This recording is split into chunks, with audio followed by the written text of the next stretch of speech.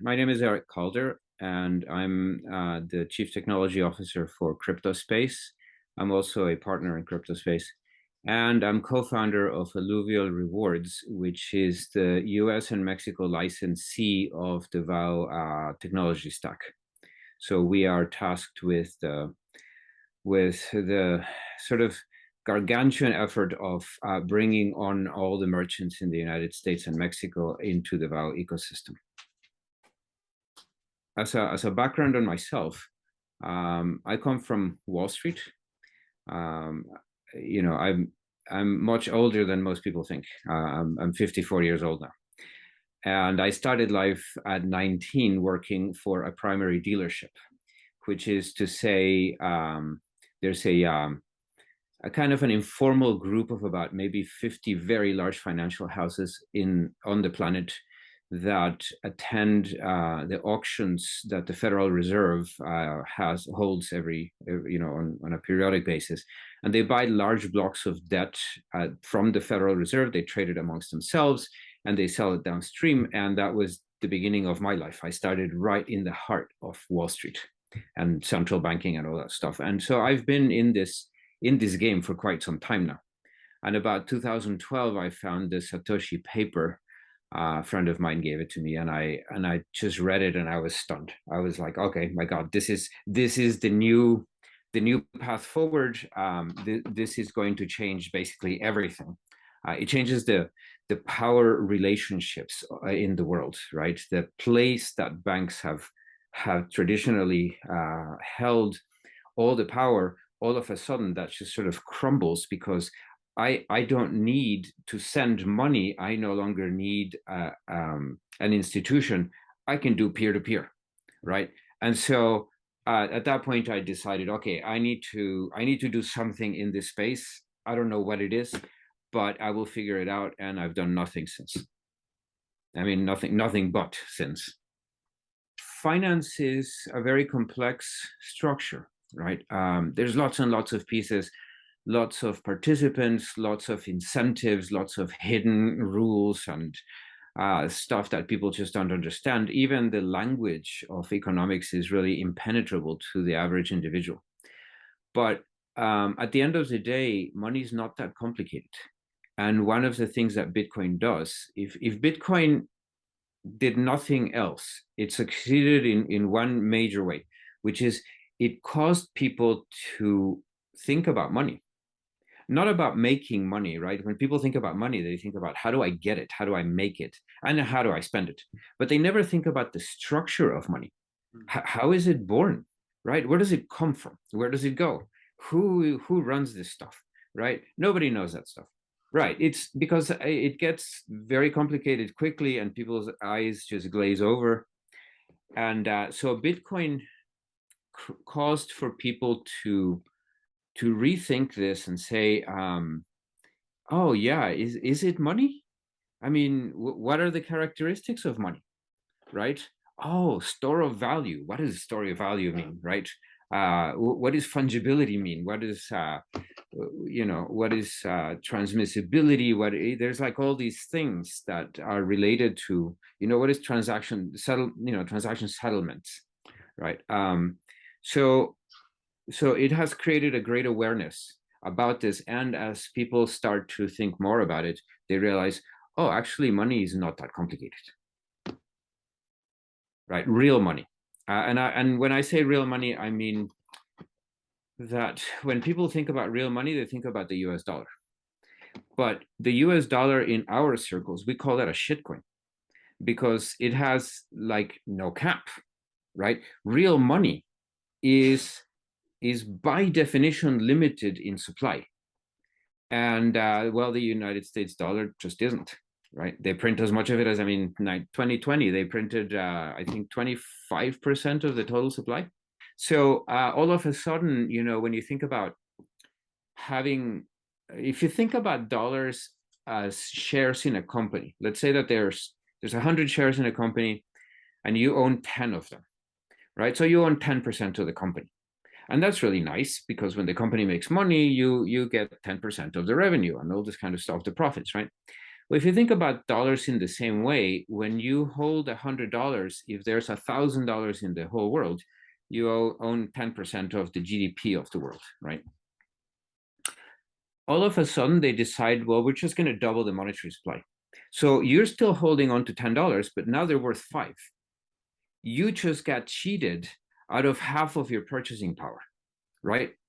And there's really no one out there that understands this fact. I mean, people do understand this fact that at certain levels, but the average individual on the ground, like the Main Street kind of guy, he doesn't really get that, right?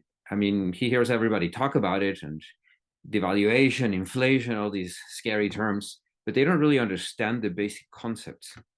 So let me talk a little bit about value.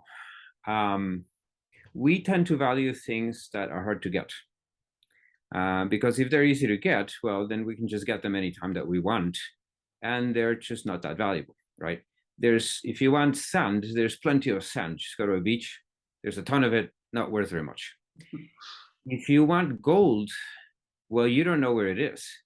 So you have to go digging holes, right? Or you have to go panning for it. And you might not even recognize gold. And then you have to purify it. It takes a lot of effort to do it. And so it's rare.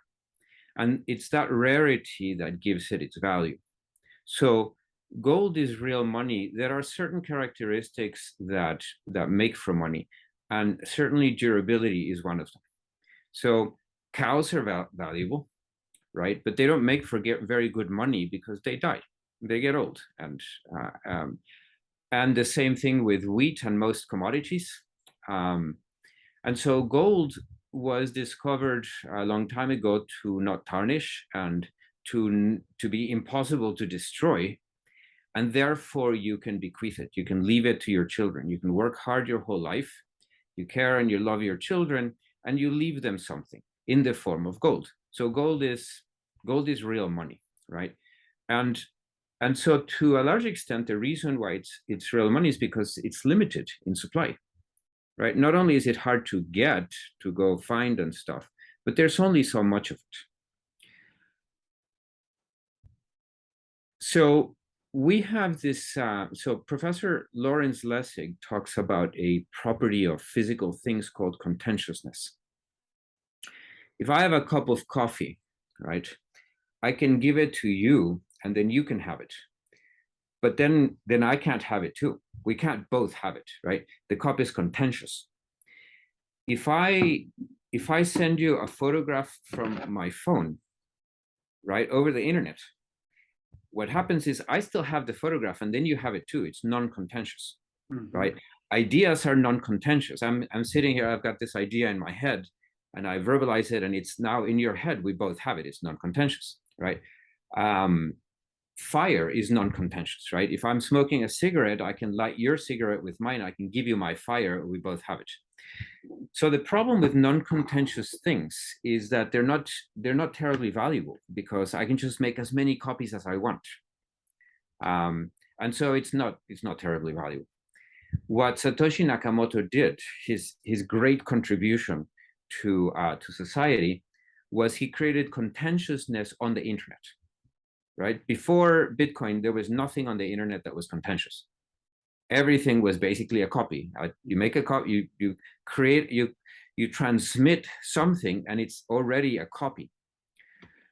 With Bitcoin, if I give you a Bitcoin, I can't have it. Either you can have it or I can have it, but both of us can't have it at the same time, right? So it's contentious. And so all of a sudden, we have gold on the internet, right? We have the first time when there's a guaranteed limited supply of something, but it's on the internet. And in fact, Bitcoin is even better than gold because it is not only limited in supply, it's actually provably limited in supply. So right now, we say, well, there's X number of tons of gold above ground, and every year we invest more money to dig holes in the ground, and we find less and less gold, right? But it's always possible that we just haven't been digging in the right places. Someone digs one day and, oh my God, there's this huge load of gold. And all of a sudden, gold tanks in price, right? Because because no one can guarantee that there isn't actually a whole ton of, or maybe a meteorite crashes on the planet and it's full of gold, right? So, okay. With Bitcoin, that will never happen. There are going to be 21 million coins in existence by the year 2140 or so. And that's it. We're guaranteed that, and on top of that, of course, there's all the people who lose their private keys, so that Bitcoin will continue to exist forever, but it will be outside of anyone's reach. It's destroyed as far as anyone's concerned, right?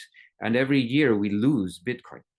So Bitcoin has, as internet money, it has these great advantages over gold.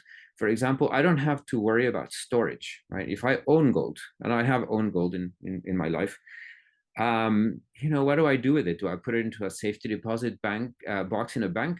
Well, I don't trust the banks, because back in 1930s or 40s, President Roosevelt said, okay, we're banning the ownership of gold. We will show up to every bank. We will force them to open up the safety deposit boxes, and we will confiscate all of the American gold that is owned, right? Oh my God. So can I put my gold? No, that's not really good. Okay.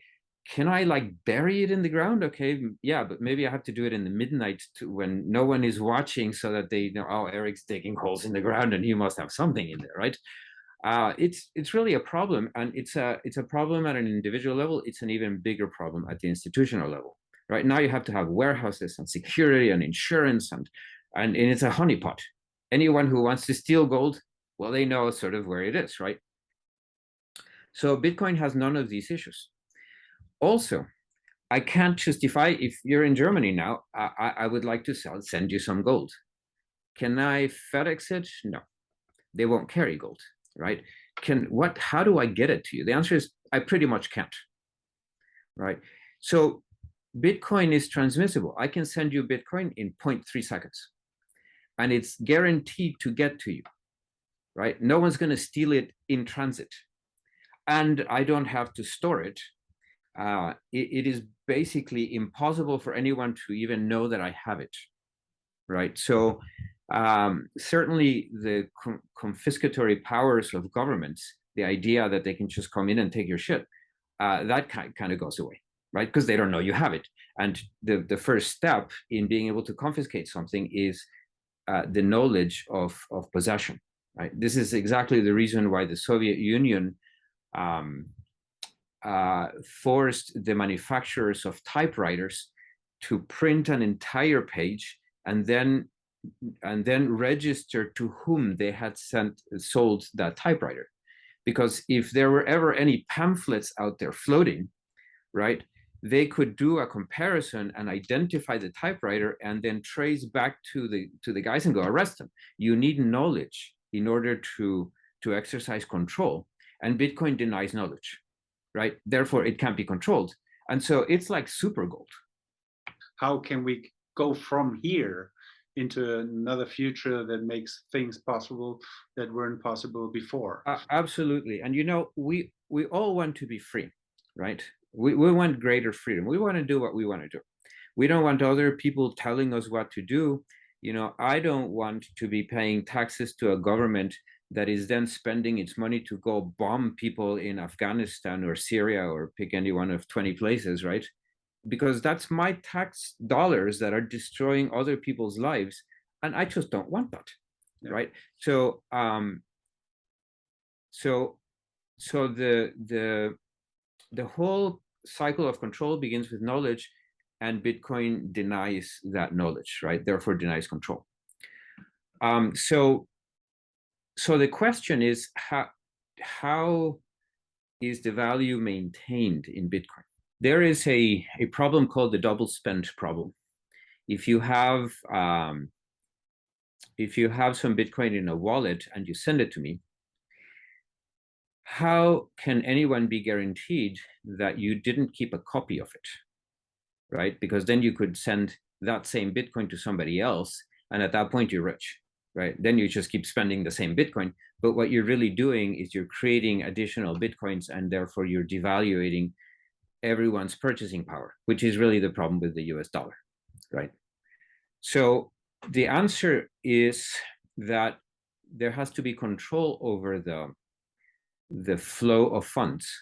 There is only one mechanism by which Bitcoin can be transferred from one wallet to another. And that mechanism requires the consensus of a great number of people. Consensus is necessary because people lie. We can't. So the problem, one of the other problems that we have with our existing world is that a lot of it is centralized. And that means that certain individuals wield the capacity to make decisions, and they tend to wield that power in their own favor at the cost of everyone else's benefit, right? So if you have the head of the FDA, he will approve a drug if he gets a kickback, right?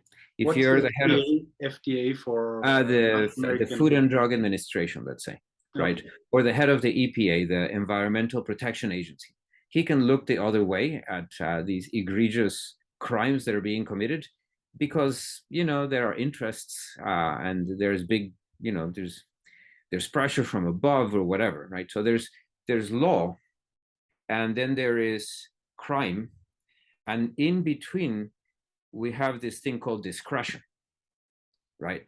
The authorities have discretion to punish or not punish, and so they're sort of incentivized not to punish if they're properly rewarded in some way, right? And so we know that human beings are ultimately corruptible, right? They're ultimately corrupt. And so in order to decide whether or not you actually sent a Bitcoin to me, we cannot rely on an individual or an authority of some kind, right? We need to rely on a whole bunch of interests that are not necessarily connected to each other, right? And so this is called consensus. In the Bitcoin world, consensus is reached through a mechanism called proof of work. And very quickly, I'm going to describe the issue that Satoshi faced and his solution, right? I need someone to look at your transaction and make two determinations. The first is that you have the funds to send me. You want to send me a Bitcoin.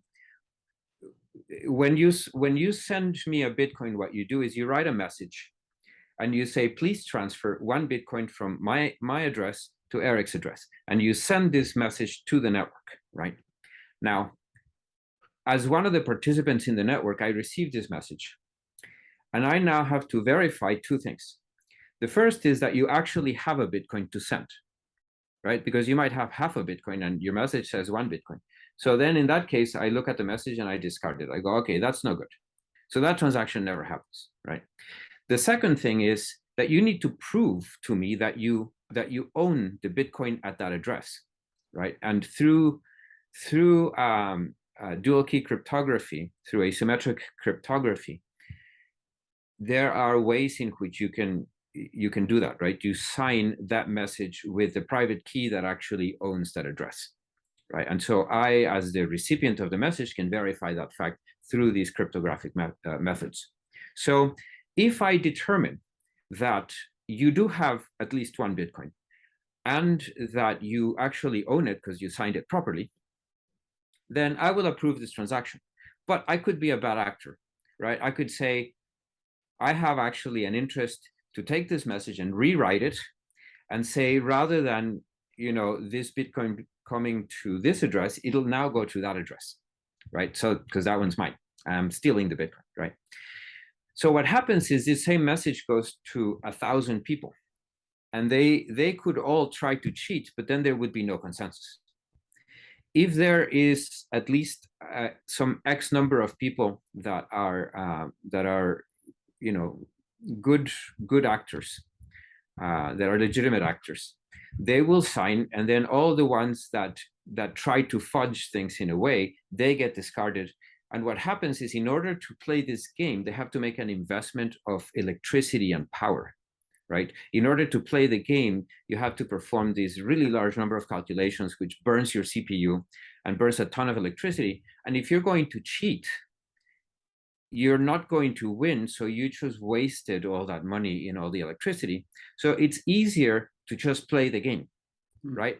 And so now we have a mechanism where we have the attestation, we have the sort of the witnessing of a transaction and the verification of the transaction by just oodles and oodles of people that don't know each other and can't collaborate to cheat the system, right? And that makes Bitcoin the single safest, most secure form of money ever invented, because it takes away from the process of the money creation and the process of the money transmission the corruptibility of an authority. There is no authority. The authority is the consensus of the entire community, and the entire community has a deep interest in making sure that the rules are followed because they own Bitcoin and they don't want Bitcoin destroyed.